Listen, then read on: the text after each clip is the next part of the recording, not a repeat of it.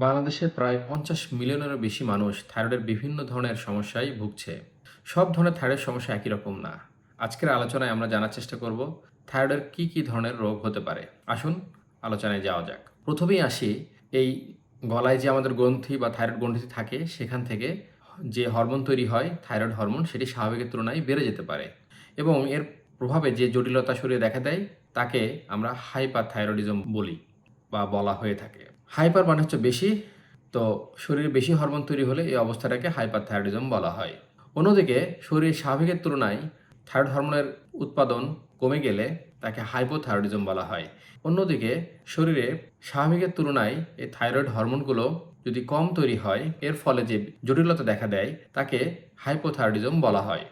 Hypothyroidism এবং hyperthyroidism ছাড়া শরীরে এই থাইরয়েড গ্রন্থিতে অনেক সময় ইনফেকশন বা প্রদাহ হতে পারে, যাকে থাইরয়েডাইটিস বলা হয়। এক্ষেত্রে অনেক সময় গলায় ব্যথা হতে পারে এবং তীব্র ব্যথাও হতে পারে।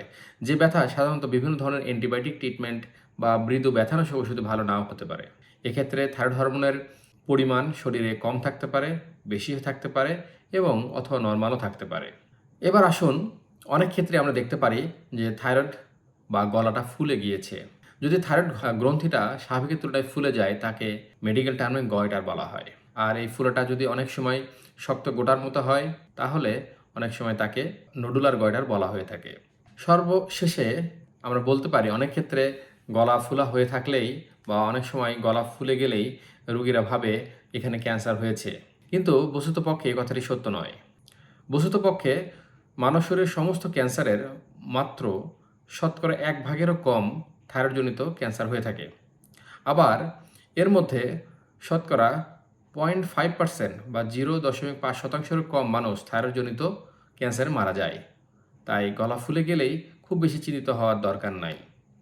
উপরে যে সমস্যাগুলো আমরা আলোচনা করলাম এছাড়াও থাইরয়েড গ্রন্থিতে আরও বিভিন্ন ধরনের রোগ হতে পারে। আজকে আমরা কোনোটাই বিস্তারিত আলোচনা করি নাই।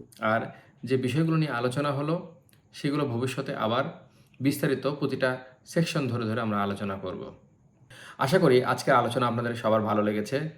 যদি ভালো লেগে থাকে তাহলে আমার চ্যানেলটি সাবস্ক্রাইব করবেন এবং ফেসবুকের যে পেজটি আছে সেটি ফলো করবেন। আজকে এখানেই শেষ করছি। আগামীতে দেখা হবে অন্য একটি ভিডিওর সাথে। সে পর্যন্ত বিদায়। আসসালামু আলাইকুম।